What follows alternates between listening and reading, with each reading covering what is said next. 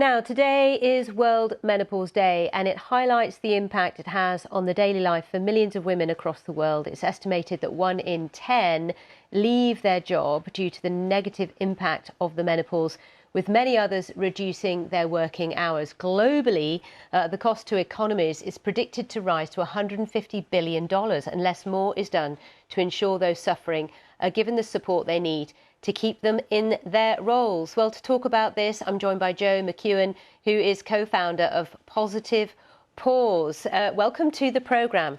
Now, I've just forgotten what I was going to ask you, and I'm feeling a bit hot. No, I'm only joking. Just talk us through.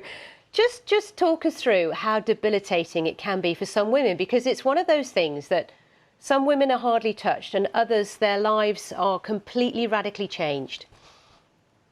Thank you. I think that's an absolutely lovely introduction, because menopause has got this reputation as being either destroying lives or something that women sail through. And I think for those women who are it's like a continuum, and those women who are at the end, the 1 in 4, who have very challenging and debilitating symptoms, they will experience a raft of physical and or psychological symptoms. And we are talking real physical pain, we're talking joint pain, we are talking fatigue, we're talking insomnia, we're talking all of the internal organs can be affected, not all at the same time.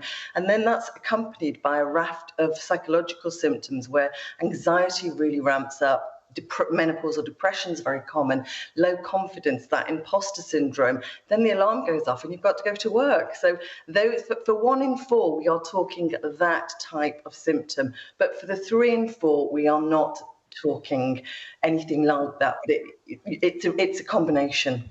It is a combination, and I'll declare on air. I mean, I was 50 this year, and I took out a friend yesterday for lunch. She's also 50 a few weeks ago. She runs a business.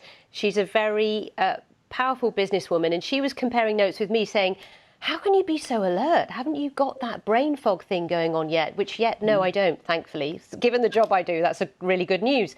But what can be done to support women? Because we are at a point in our career where we are skilled, we're specialised, many have raised to very high levels, and yet you want to keep those people, don't you? So what do employers need to do? Absolutely. I think what organisations and employers need to do is there needs to be a menopause awareness within an organisation. Everybody won't want any support as they reach menopause, but for those who do need that support, we need policies in place, whether it's a menopause policy or it's policies across the board that take on board your mental health, your equalities, your attendance, your flexible working around women, because this for many is a very transient period and they just need some support within possibly a short period of time. And they need to know that the organisation values them, that there is signposting, that there is support, and that the organisation is looking to retain those very valuable women. So I think organisations just need to accept it for what it is. It's something that affects 50% of the population. Some of us will need support and some of us won't, and we need to have that support when it's there.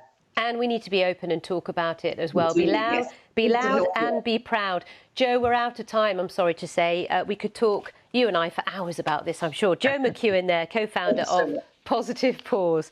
So it is World Menopause Day today. I'm on Twitter at SallyBundock BBC. And if you want to get in touch and discuss, tell us your story, we would love to hear from you. Also, if you have got some excellent policies in place that have proved to be really successful in supporting women, I'd love to hear from you about that as well. But now it's time to wrap up the programme.